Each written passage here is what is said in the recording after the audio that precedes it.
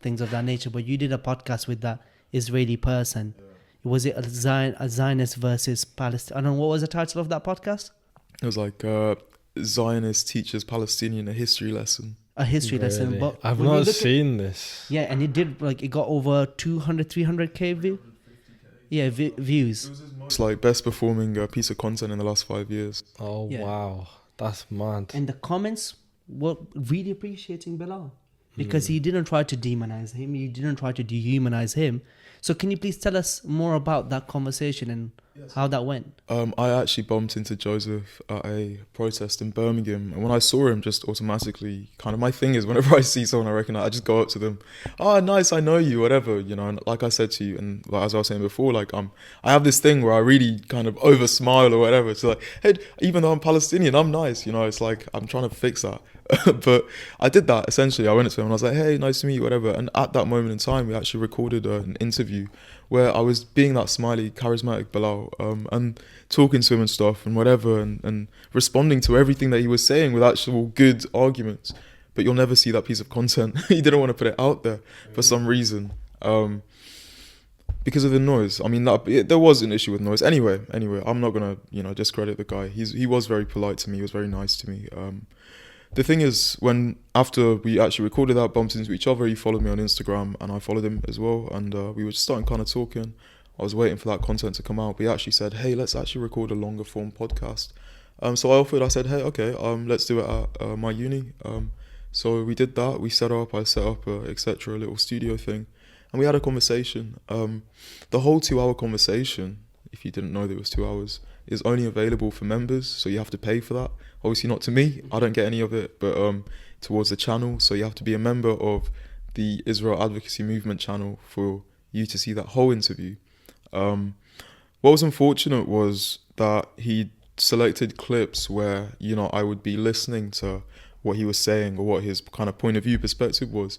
He'd take those kind of moments and, like, for example, he wouldn't put the parts where, I'd speak often, or even there'd be issues with like audio, for example, that weren't fixed. Like his voice was louder than mine. It was small things like that. And I'm not saying that these were on purpose. I'm saying that like these were things I picked up on. And one thing that I was on purpose that he actually told me about, because I screenshotted this and sent it to him, and I asked him, or maybe he actually told me beforehand, was that he put the thumbnail was me looking really angry like this, cross, like this, and him looking like this, like looking up and telling me and peaceful, right? And he was like, sorry, yeah, this is just, for clickbait. And that kind of made sense. But, feeding into that stereotype of a scary Palestinian. But, when I went and sat down and did the interview with him, all of my lecturers told me, don't do it. Don't do it. Like, this is a stupid mistake. And part of me is like, actually, yeah, they're right. It was a stupid mistake, but it was also a learning experience. And I feel like I achieved what it was that I wanted to achieve. I didn't try to win the argument in terms of the verbal argument. I wanted to win the visual kind of argument, like the whole kind of, like you said, like being polite, kind, etc., respectful, listening, all the comments there appreciated the fact that there were two people having a civil discussion. The content of the actual kind of discussion never really kind of made the surface of the comments or whatever. Like it wasn't really what they were speaking about. And I think that's a lot of what we see these days. It's more like the mannerisms, the tone, and even in language when we speak, only 15% of what you kind of get across is your content of the words. Like the rest is your tone, your body language, how you kind of whatever. And so I guess that's essentially what I tried to do. I wore like this kind of, like kind of edgy outfit, I guess, like these brown trousers and stuff. And then my classic brown jumper, that's my go-to as like a recognizable thing. I don't know if I'm going to do that anymore, but I did that. And then I also wore a poppy as well.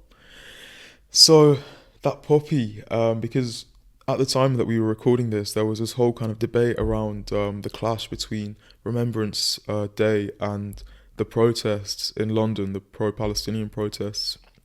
And so there was people speaking about kind of British values, all of these things. What was funny actually on the day, there was, the whole thing with the cenotaph. It was actually the right wing, I guess, if that's what you call them, that made the issue with the police, not the, the Palestinian protesters, who greatly outnumbered them. My boys as well, who went to the protest, told me about stories they had, like little clashes and whatnot, with or like little kind of standoffs with the the other protesters. But what I was saying was Wearing the puppy. the puppy. Well, how did I go into that? No, I was just going off. Sorry, man. It's so hard to follow me. I know, man. No, it's all good. The puppy. I wore the puppy because of that, right? The cenotaph, etc.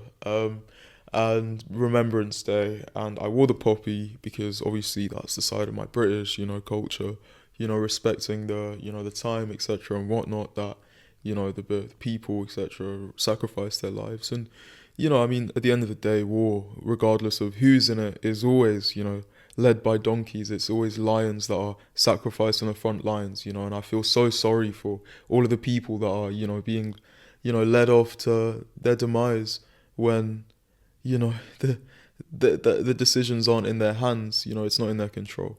And so I wore that puppy as a kind of symbol, and I expected him to wear one. He didn't. But what I actually figured out afterwards, and it kind of felt like something from the universe, or from God actually, sorry, was that like the poppy itself is also a symbol or a national flower for Palestine as well. So obviously the colors of the poppy, the black, the red, and the green, and the poppy kind of growing in times of war, and I think maybe even native to that area. I'm not entirely sure, but there was a link there between Palestine and the poppy. So there was almost like a double meaning behind kind of why I wore it. But like at the end of the day, when I saw the comments, all of them were kind of a bit, they were grateful that we weren't feeding into the whole clash of, discussions and whatnot. Like, and even when my auntie passed away as well, when she was killed, when she was murdered, he did, he sent over his condolences. So I did really appreciate that as well.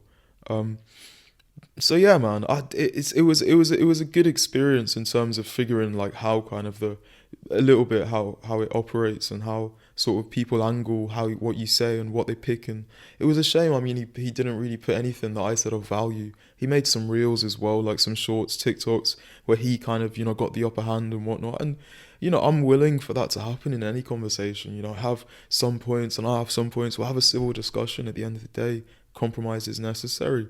But if you're just gonna just show your side, your perspective, at the end of the day, to those reels, what you saw in those reels, in the comments of those reels, what you saw was like loads of these, mean, spiteful comments, calling me whatever, all of these things. Firstly, I mean, reels, you need to have a reaction to get engagement. You need to be kind of whatever, provocative. I get it. But like, secondly, it's just like, like you're here doing that at the expense of children's lives, isn't it? Like, and that's the bottom line. Like, what's the expense? What's the cost? If we're here doing a drama show, okay, cool, like let's do it. But brother, like you're here literally using my face to get your point across, and what I'm losing is family members. Ugh. Yeah, 37,000 people. Yeah, it's just dirty. I'm not gonna lie, doing that. If you're gonna speak about issues like this when there's so much at stake, keeping the full version for members only, for a channel like Israel Advocacy movement, where it's definitely going to be very one-sided. Everyone who listens to the full version anyway, they're not going to go and like take clips of Bilal and publish them as reels. It's just a really dirty tactic. I'm not going to lie. There's things in life that are more valuable than like reels and views and all of that. Which he might not even be that bad of a guy, but I just feel like society and people's biases and things overtake them so much that it leads them to do things like this. And that's what you see with a lot of people in Israel as well. They're just so they feel like people are attacking them when they're calling for the freedom of Palestinians. Like, two things can be true at the same time. People can want freedom for the Palestinians and not want your death and destruction.